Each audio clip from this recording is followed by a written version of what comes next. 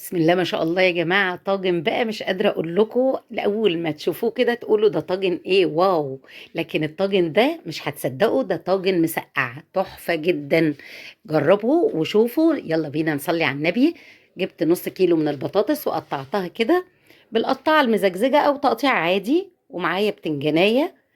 طبعا غسلت البطاطس وحطيتها في الزيت زي ما شفتوا. البتنجانية بقى هقطعها التقطيع سلايز زي ترانشات البطاطس بالظبط، او زي صوابع البطاطس. شايفين البتنجانية نظيفة وجوه وجميلة من جوه ازاي، ولا مبزرة ولا اي حاجة، تحفة جدا. لايك يا جماعة، اوعوا تنسوا اللايك، ما تسرحوش مع الفيديو وتنسوا اللايك. وانا بفكركم دلوقتي على طول ايدك على اللايك. هنقطعه كده كله ونرش طبعا رشة ملح عشان يصفي المية اللي فيه، وما يسحبش مننا زيت كتير وما يشربش زيت كتير.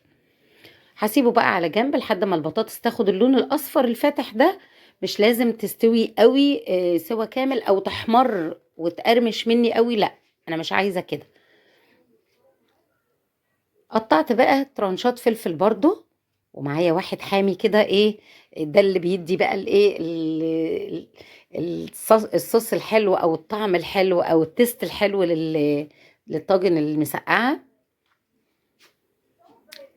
هبدأ برضو احمر البتنجان في الزيت كده، ولونه يبقى فاتح وجميل، ما تغمقيش. كل الحاجات فيها فاتحه جدا. طاجن المسقعه ده يا جماعه ولا بيجيب حموضه ولا اي حاجه خالص. معانا طول الوقت التركات مع الطاجن ده. ما بياخدش وقت خالص. وزهقنا بقى من اللحوم والفراخ.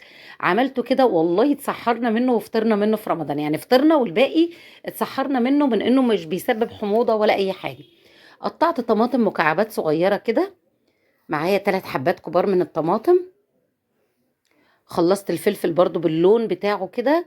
معايا بقى توم خلطة يا جماعة. توم الخلطة دي انا مشهورة بيه. توم على فلفل اخضر على فلفل احمر، وبحطهم في برطمان في الفريزر.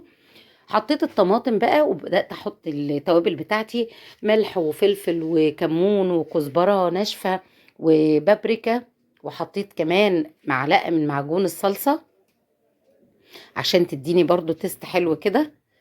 حطيت كمان يا جماعة ناسي اقول لكم معلقة صغيرة من السكر علشان ما تديش يعني المسقعة ما تعملش حموضة.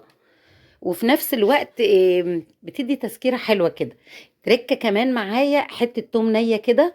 وبدأت بقى اسويها في المقلاية اللي كانت معايا دي.